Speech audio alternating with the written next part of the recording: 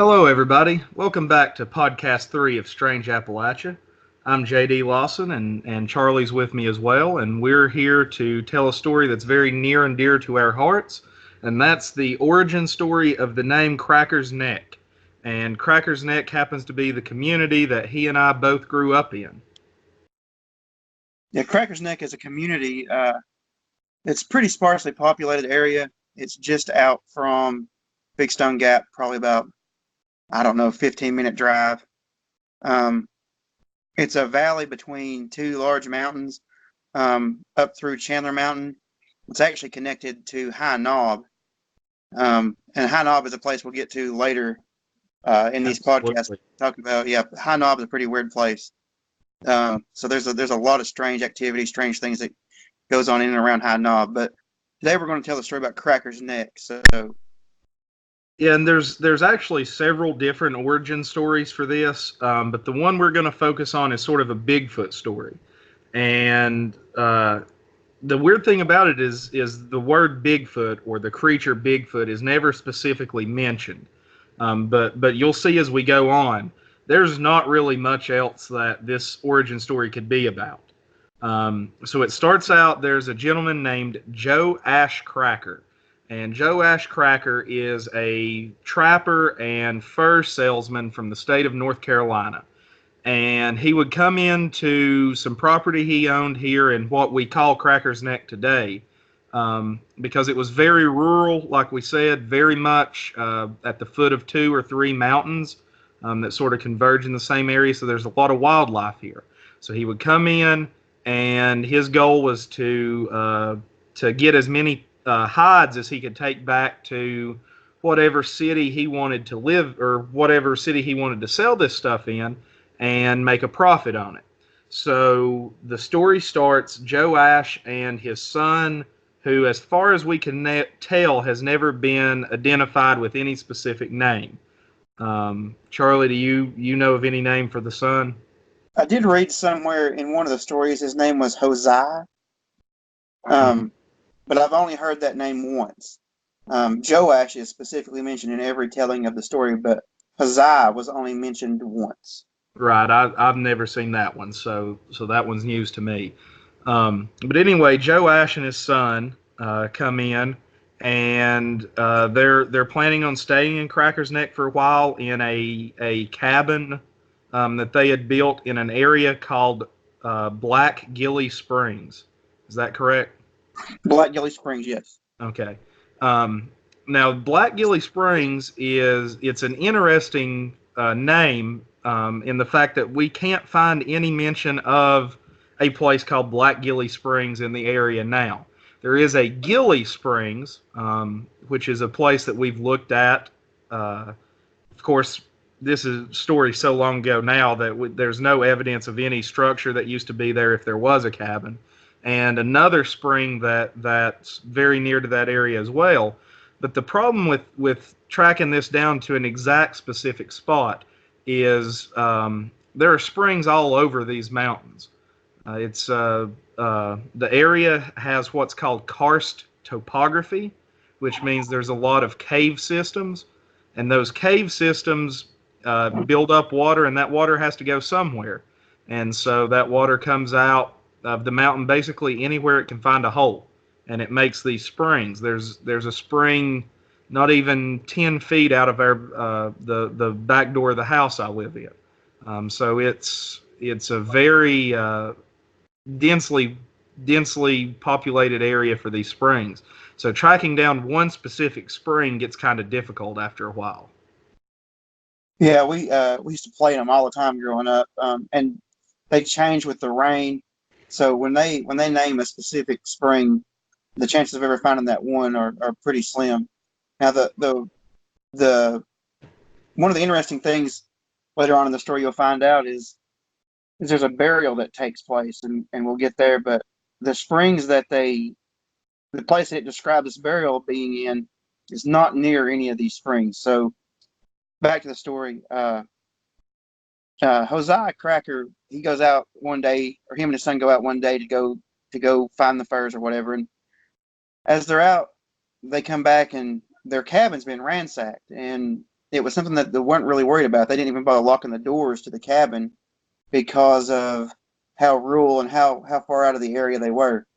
They would go months without seeing another human being, but their cabin was ransacked, and the elder Cracker chalked it up to a bear. He said, must have been a bear that came through here. So the way we're going to combat this is only one of us will go out and hunt. The other will stay home. And this goes on for a couple of months when Hosea comes back one day and he tells them that he saw a large, hairy man in the woods. And that's the Bigfoot that comes into play. They never mention it being a Sasquatch, just a large, hairy man. And it terrified him, so much so that they stayed for 10 days inside the cabin and didn't bother coming out. But after 10 days, there was no sign of anyone else around. There was no sign of anything that seemed dangerous. And so they went back to their normal routine of one going out and one staying back. And this went on for the rest of the trip. It was pretty much uneventful until the final day. And on that final day, the son decided he would go out and kill a mess of squirrels, is what it says. So they would have something to eat, a good breakfast to get started. So he goes to a hickory tree. It says that the hickory tree was about half a mile away. And on his way back, he sees the large hairy man running through the woods. And it's carrying something, and that something is the head of his father. So he drops his squirrels and he shoots him, kills him dead. He then gets to looking around and he finds pieces of his father. It said the head was twisted off. He finds a torso and a leg. And he gathers all these up and takes them back to the cabin and buries it. Of course, he's distraught. He doesn't really know what to do with the body of the hairy man. And it says that he takes it to a crack between two rocks. He's able to drag it over to a cliff face, basically, and shove it down in between rocks and a cliff face. He then goes into town and tells the sheriff in town what happened, leads them back to the cabin where they find and exhume his father's body, confirm his story, and then search for the hairy man's body, which was nowhere to be found. He then takes his furs, his father's rifle, and his rifle, and he goes back to North Carolina, vowing to never come back to that cursed land again. So apparently Bigfoot killed his father, which is very, very interesting. It is interesting. Several reasons there, or several things to point out in this story. We mentioned earlier the proximity of Cracker's Neck to an area we're going to talk about later called High Knob. Cracker's Neck is basically right at the foot of the mountain that High Knob is on. And High Knob is an area that is definitely known for Bigfoot sightings and Bigfoot stories. There's even been a national television show come there to look for Bigfoot. So, that's definitely an interesting correlation between the two, proximity-wise. So that's one interesting thing there. Yeah, I think it's interesting that when they came back, they couldn't find the body, which to me leads me to believe that there's some kind of foul play involved. Yeah. I'm not exactly sure what happened, but the fact that they could find one body and not the second one, especially considering the second one was a large, hairy man, so large that the guy could barely drag it. That leads me to believe that there's some kind of foul play involved there. Yeah, the strangeness of the story isn't just the fact that there's Bigfoot involved in it. The likelihood of there actually being a Bigfoot in this story is actually fairly slim. I believe the more likely explanation is that Hosea, or the son, killed Joash, the father, and tried to play it off like something else did it. I believe that's the more logical explanation at the very least. Yeah, I tend to believe the same thing. Of course, there's no evidence toward any of this. Some of the interesting stuff, there is a family of crackers that lives in North Carolina. I've not been able this week trying to research this. I've not been able to find any other records of a Hosea or a Joash cracker, but there there is a listing for some crackers that live in North Carolina. Now, whether or not they're related, I can't say. I can't find anything to relate them, but it's interesting there is a family name in that area. Yeah, that was definitely more than I was able to find. I'm just looking around here.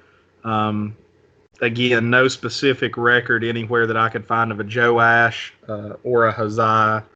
Of course, I wasn't looking for that, but um, also didn't see any record of a permanent residence of anybody named Cracker. So, um, but that's the story, that it's Cracker's Neck. That's where that name comes from.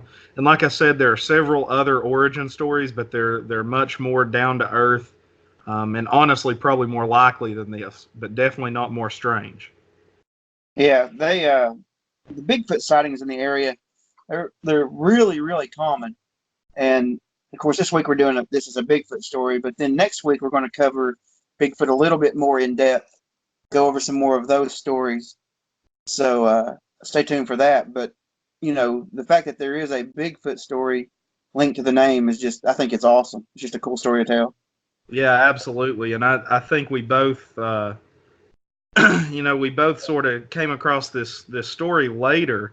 I know I was almost 20 before I heard this story, and it just sort of caught me off guard that here I've been looking at this stuff for basically my whole life, and I was almost 20 before I found out that there was a Bigfoot story explaining the name of the place I live in. Yeah, and he shared it with me, so that's even stranger on my part that I missed a story like that. So it could have been something that somebody had just made up, you know, that we got a hold of it late because it never existed before. Yeah.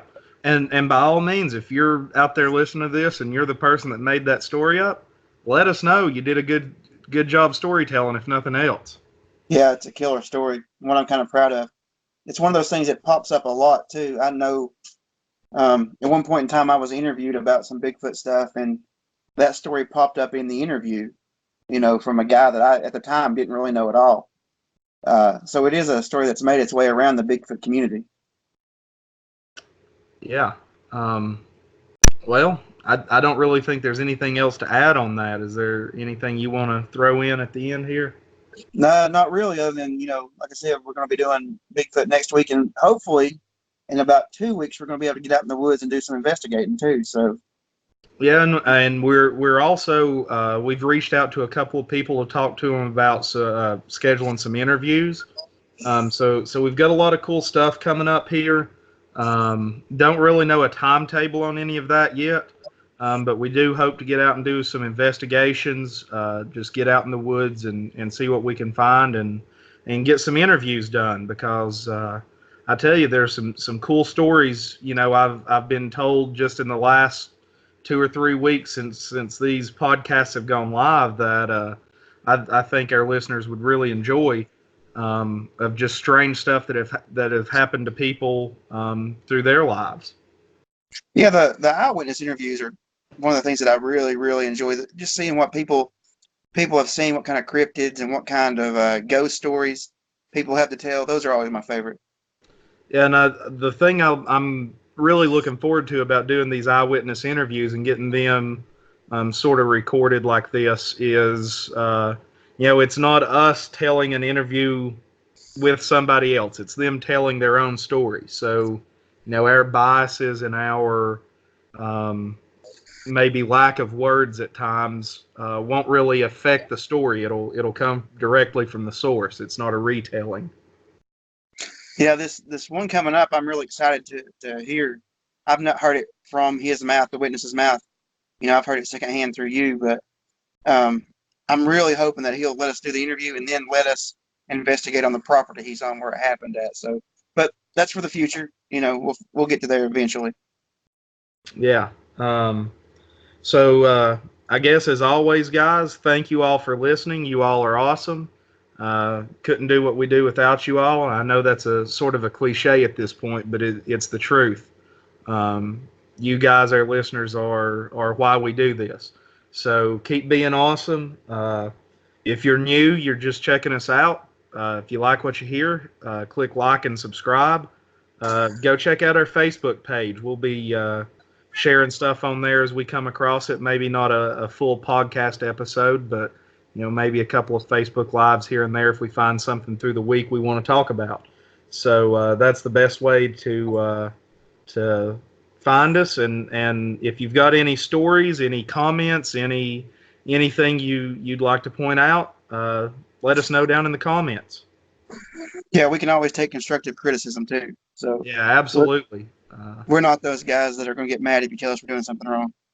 Yeah, because believe me, we know we're doing something wrong. Just nobody's told us yet. Yep. All right, guys, appreciate it.